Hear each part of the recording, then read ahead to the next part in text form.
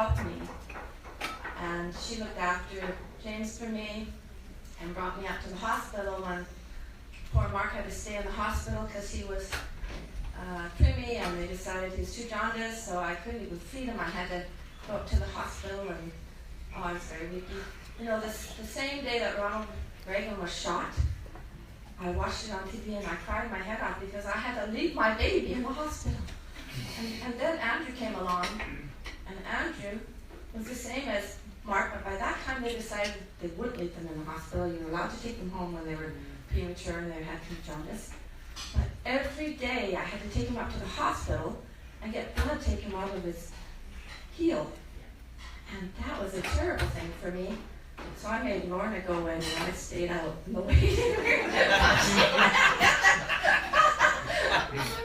Anyway, she was a great mother-in-law, and you know, she made things for the kids. Like, she was a very good sewer, and she knitted. She was a wonderful knitter, so she knit this really wonderful little cap and jacket for James. Well, I think every single one of the boys, of all the cousins, wore that little jacket and had, I don't know what happened to it, but it was a very nice one. And we're not talking about Ted, but I remember that Ted went out this way and built James a little white wooden rocking horse. Well, they all got to ride on that one too. And James, he was so little at the time, he couldn't reach the bottom, so he had to put extra blocks on so he could put his feet on. But we still have that rocking horse, and now the great-grandchildren are using it.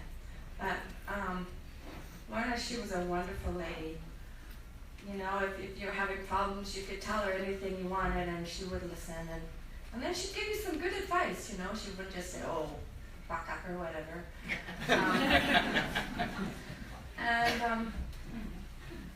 Yeah, it's been hard the last, 4 years. Oh, here we are. Oh. That's Lorna and me.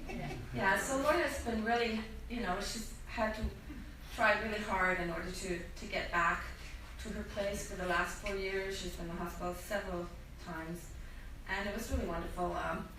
Your garden t-shirt. We were at the hospital, and she started yelling, "Love, love!" I thought, oh, wonderful, she's saying that she loves us. And you know, it's so wonderful that she would wait until all of her family was there before she passed.